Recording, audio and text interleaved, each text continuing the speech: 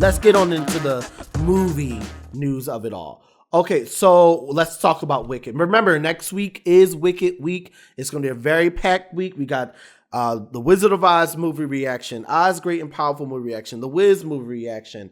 I'm going to do a movie breakdown of Wicked and a movie spoiler review. And then obviously for the podcast, we're going to have a whole Wicked episode. So stay tuned. Also, next week is the 20th episode of the podcast. So that's going to be really exciting. Okay, so Wicked news. Okay, so some of the songs have been released. They're not going to release Defying Gravity. That's like the song. That's like the Frozen Let It Go of the movie. They're not going to do that, at least either they're going to do it like right before the movie comes out or like right after it comes out. But they're not going to do that anytime soon because that's like the moment.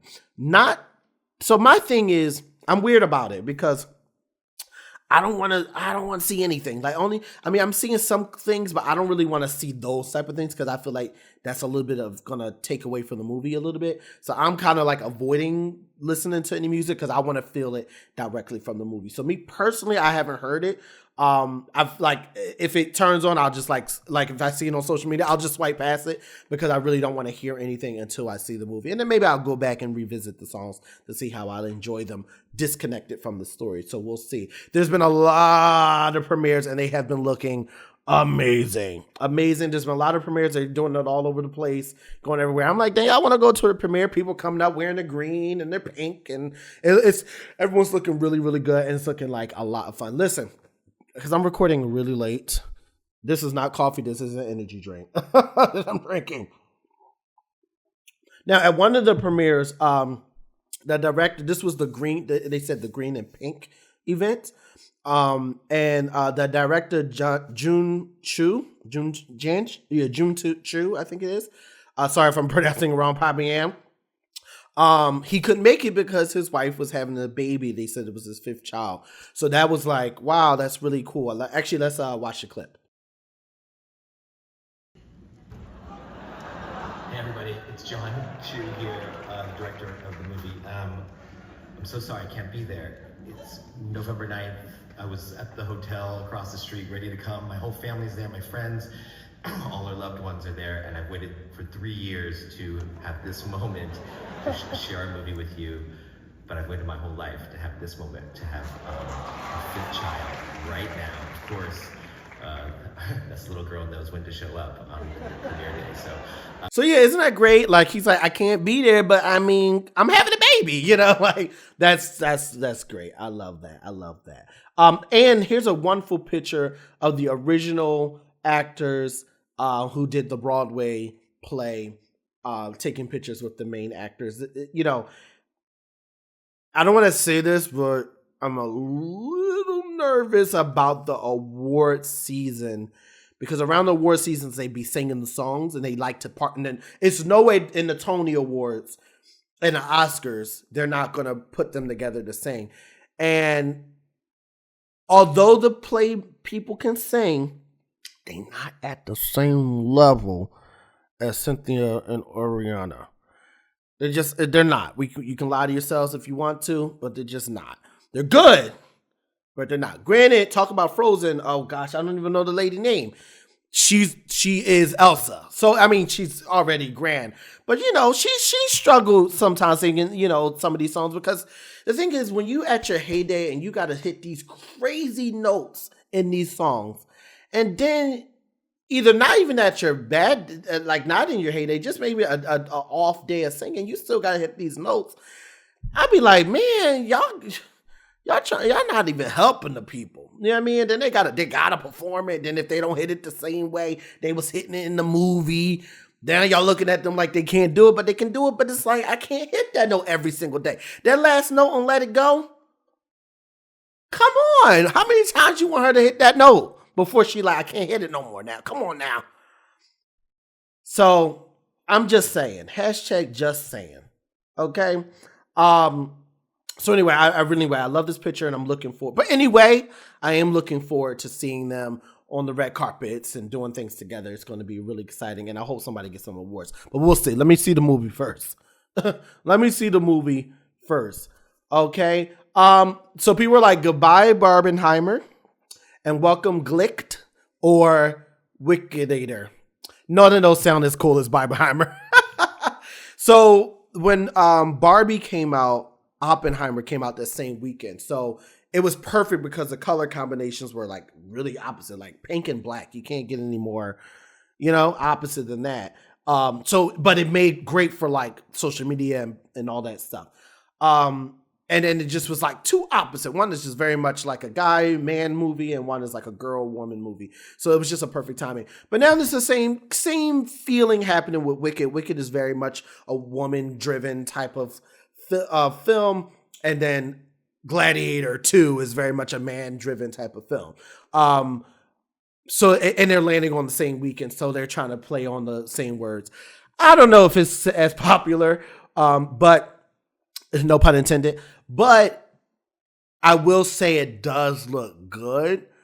I'm not gonna go see Gladiator in the movies, but I am looking forward to seeing it in streaming and something like that. So I hear Denzel is carrying this movie, and I bet it would have performed well, but I think his stardom is pushing it even past, because I think now the Black community is involved more to go and watch it. So that's kind of exciting. Talking about Denzel, it was mentioned that Denzel will be playing in Black Panther 3. I don't know what he's going to be doing.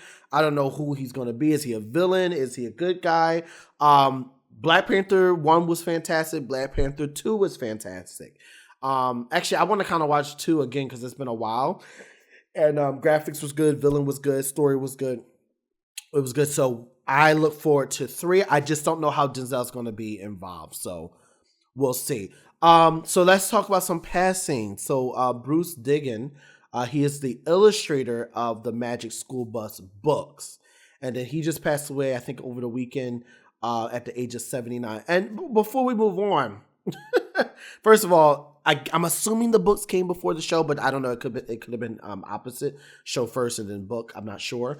But let me talk about Miss Frizzle for a second. As amazing as the Magic School Bus story and concept is, I mean, you can't get any more unique of a story than that. That lady needs to be in jail. In jail. Did you get a permission slip? Excuse me? You're taking kids into the bloodstream of a human body? What are we talking about? What are we talking about?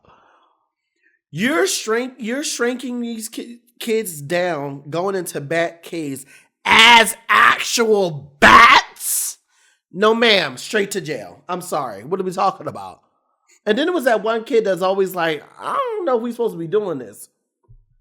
That was the smartest kid in the whole thing. Did y'all get a permission slip? Did you talk to anybody's parents? Straight to jail. Send her to jail. I mean, she was a lovely teacher, but she need to go to jail. I'm sorry. What are we talking about? Send her to jail.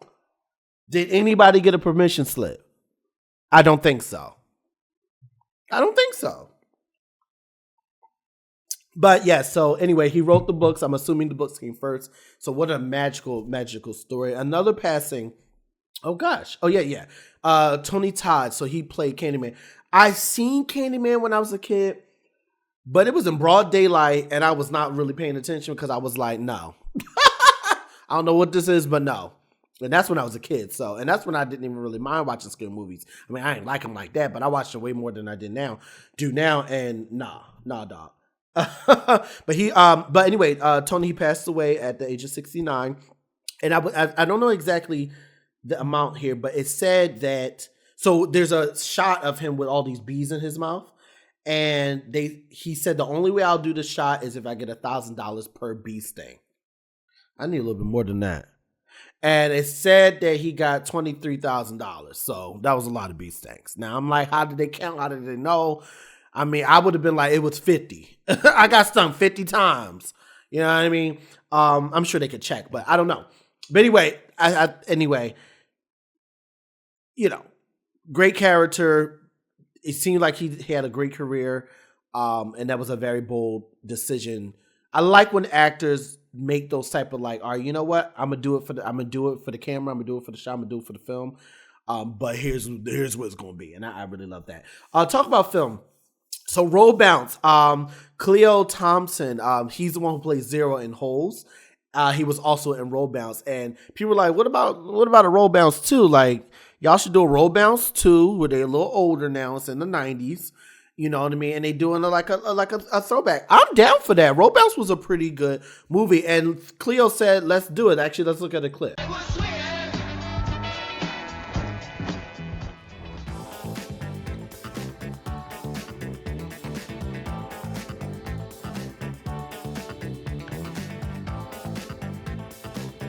So he like, look, he said, I still got the moves. Y'all trained me and I kept it. Yeah, I mean, he killing it. Actually, I did a piece. I reached out to him some time ago, and let me see if I can find the piece. And I did my own fan art of it, and he posted it. So that was pretty cool. And we actually exchanged information and everything. So who knows? You never know. You never know. But he's a really great guy. Now the question is Bow Wow, who's it? Brandon T. Jackson, Journey Smollett, Nick Cannon, like, are they down? Because we're down. We're down. Are you down? Because we're down. I'm down for a number 2. I don't know how they would do it because everyone is much older now.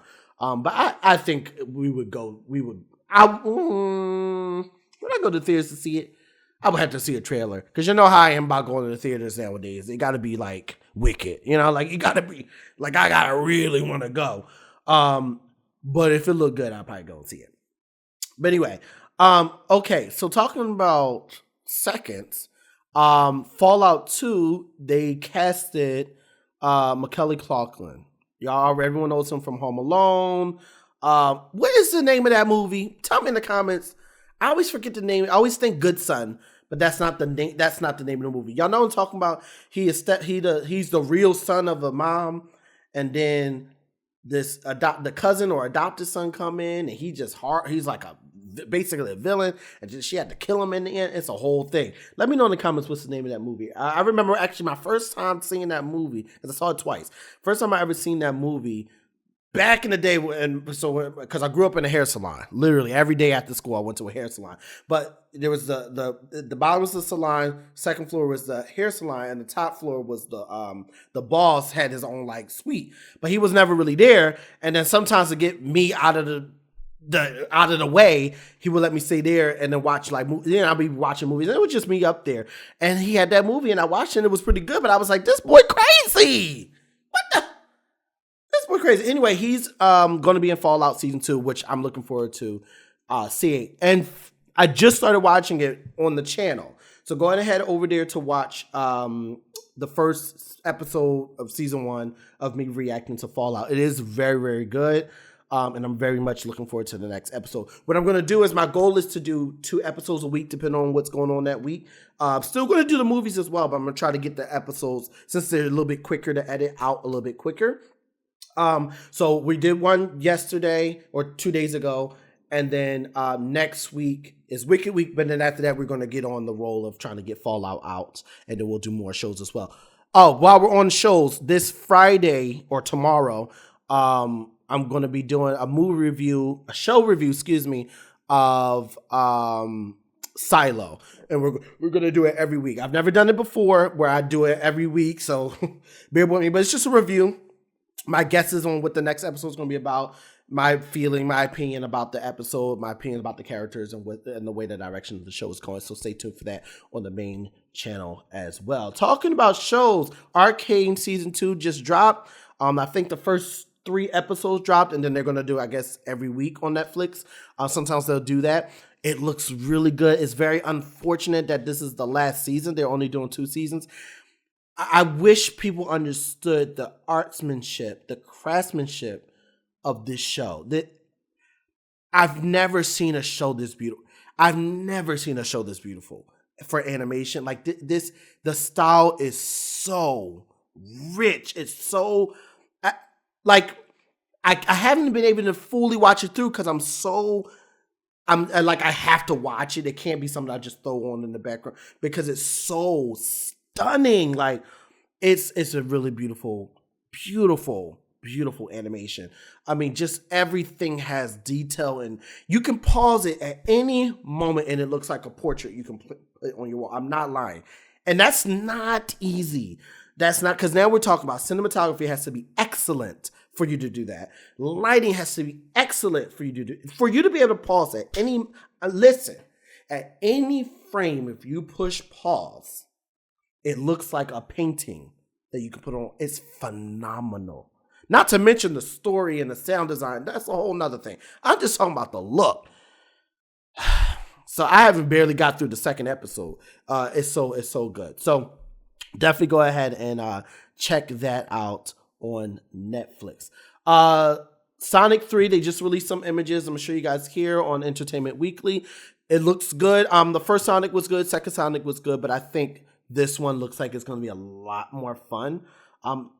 Kind of want to go to the movie theaters to see that. I didn't feel that before, but the more I'm seeing the images, I'm like, it kind of looks kind of good. It looks like it's going to be very action-packed, but I don't know if I'm going to go do that or not. I don't know if I'm going to do that. On Prime Video, December 10th, they are dropping a new series by the same people who did Death, Love, and Robots, talking about craftsmanship. If you need to go ahead and check out Death, Love, and Robots. It's on Netflix.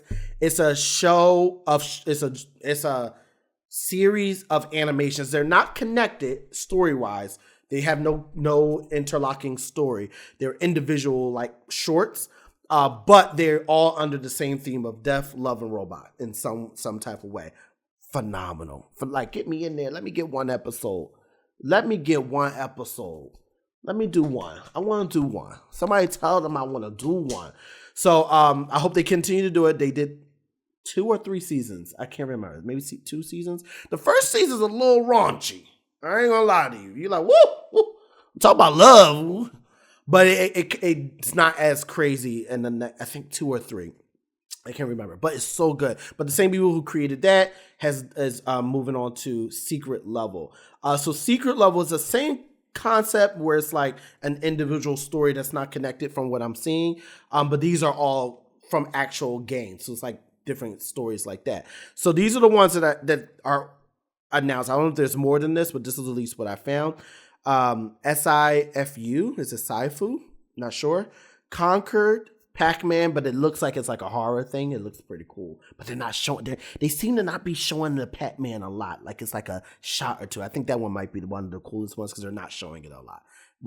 Or they're waiting until we get close to like show more clips because they haven't been showing a lot of that. They showed more Mega Man, which really looks good as well. PlayStation World, I'm not sure what that means. And then Warhammer 40,000. Not sure what that. Wait, Hammer. I say Hammer. Warhammer does sound familiar, but I don't know much about that. The only one I know is Pac-Man and Mega Man, which looks really good, and I'm going to be watching. But I'm going to watch all of these, and I'll let you guys know how that was when it does release, what it says, December 10th, so in about a month. Okay, Disney also has released their trailers for TV shows in 2025. We talked about some of them last week, and there were more because this is like a mix with Hulu as well. You know, they own Hulu, but it wasn't only like Disney, but the kind of Hulu stuff as well. There was things on the list, but stuff I didn't really care to talk about. But the only thing that was on the list that I thought was important is Handmaid's Tale Season 5. Because no one's been talking about it. Some guys are coming back, but they barely showed any clips. It was like a few shots, but it doesn't matter. Handmaid's Tale Season 5. Handmaid's Tale is a really deep story, especially with the way the politics is going. The politics, okay? The way this world is going with all that, this will be a really good show to watch in the new year. So I don't know when it's released. They don't have any dates on that, but as soon as I find out, I'll let you guys know. They also had a first look image of Avatar Fire and Ash. When I saw the first Avatar, when it first was coming out, I was like, I don't know. Then you watch it and was like, okay, this is definitely a really good movie. It's basically the story of Pocahontas. Listen, I have this thing called Everything is Oz, which we might do next week. I didn't plan far into it, where I tell you how most movies follow the pattern of The Wizard of Oz. Actually, we might do that next week. But other movies will follow that, but they'll also follow the Cinderella story. They'll follow the Pinocchio story, or they follow like the Romeo and Juliet or the Pocahontas story. Like It's either one of those things. And I mean, it may look different and different characters and names, but if you just look at the underlining tone, it's the same story. And Avatar is basically just Pocahontas. You know, colonizers come over, take over this land, but then the love of one from each kind of allow the merge to happen. It's the same thing over and over again. However, doesn't stop it from being amazing. And then, but the second one, Avatar 2 with the water people. Delish. You understand?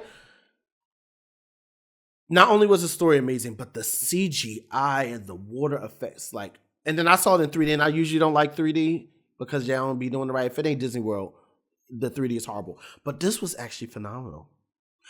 So I'm looking forward to whatever they're about to do with Fire and Ash. And I think it's going to be really good. And I will see in the movie theater. You have to see Avatar in the movie theater because you have to see the IMAX. You have to see it in a big screen. It's a phenomenal thing. And you know what? If they were wise, they were prepared for the dome and what's that in that place and Las Vegas. And I just thought about that just now. I could see something with that level of quality in that space. People will love that. Like, I mean, I ain't going all the way to Vegas to do that, but if I had the money and had the time, I would go all the way over there, or somebody want to sponsor me, I would go over there just to watch it in there because that's amazing. Oh yes. There was a first look of Storm as the goddess of thunder. So basically, if in the What If series, season 3, What If Storm had the Thor hammer? Until this shot, I had zero intentions on watching What If, but because of this, I'm a one. Take a look. I am Storm, goddess of thunder. Yeah, so because of this,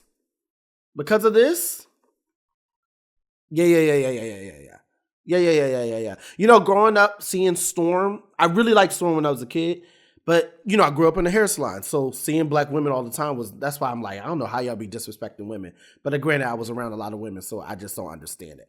Like, people are crazy. But Storm was the first time you really get to see this powerful black woman.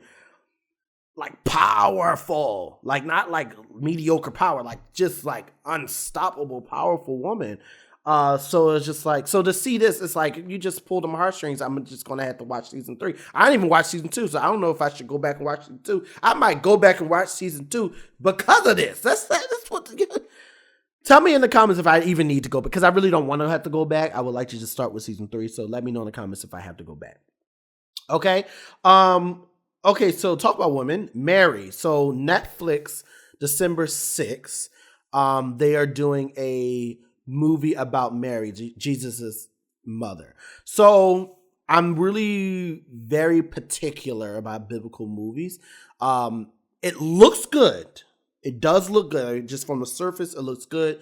It looks like it's telling a good story, but it don't make it Catholic-like. And it don't look like it's going that route, but I just hope it doesn't go the Catholic direction because But just from the space of like, if it's going to tell the biblical story well, I know they got to add, right? I'm okay with them adding, like it's a movie. They got to kind of like read between the lines of the text and give us a story. Like I get that, you know, Passion of Christ had to do that. Prince of Egypt had to do that. But you can't go too far to the point where it's like, this is not true, right? It got to be true. It had to be accurate. So I don't know how I feel about it yet, and I don't know if I will watch it. But right now, it looks good. That's the farthest I'm going to go about that. So I'm not going to guarantee I'm going to watch it yet. I need to see a little bit more and kind of see where they're going with this. Like, are they doing their own thing like they did with, was it Exodus, where they just did whatever they wanted to do? Or Noah, whatever it was. Like, just fantasy instead of, like, the accuracy of what, you know. That's why Passion of Christ is so unique because I didn't mean to say Passion of Christ. Prince of Egypt. Passion of Christ is good too. But I think Prince of Egypt was even more on the accuracy. Not perfect. There was still some things like, that's not what happened. But like more accurate. And that's why it's loved so much. And not to mention, it's a phenomenal piece of art. That's just a whole nother thing, let alone how it told the story. So we'll see about Mary. And then last but not least, Mission Impossible, The Final Reckoning is going to be May 23rd. So when I was doing my movie reviews of new movies, so that's why I'm very particular about going to movies now, because I'm not doing it as a career right now. But last year, for the whole year, that's what I would. I would go to the movies every week, watch the new movie, come back and do a review. It was cool, but I don't know if this is really my thing right now. I am going to do that for Wicked though. But I just was like, all right. But one of the movies was Mission Impossible, which was a part 1. So I'm assuming this is part 2 of that one. It was good. I never was into Mission Impossible because I always felt like Mission Impossible is the movie that my film teachers in college was talking about, which was the butts in the seats movies. There are movies that are made just to put people in the theater to watch it. And Mission Impossible feels like that type of movie. The movie I know is that type of movie is Fast and Furious. I'm sorry, I don't mean to offend nobody, but that is a butts in the seat movie. Nobody cares. It's the same thing, and y'all got 10 of them. It's cars jumping out windows with explosions. That's it. And Mission Impossible would be giving me that. However, when I watched this recent one that came out a year or so ago, it was really good. I was kind of like, oh, I guess I've been missing out on Mission Impossible because this was really entertaining. It was the action was actiony. It was good. It was good. Am I going to go to theaters to see this? No, I will not. But will I watch it? Maybe, because guess what? Angela Bassett is in it, and y'all know how I feel about Angela Bassett. Oh, you can't even see it in this little corner? You can't see it much, but this picture right here is Angela Bassett and when she played Tina Turner, Make Me Over, make me over, make me nice, and give me, whatever. Make me over scene.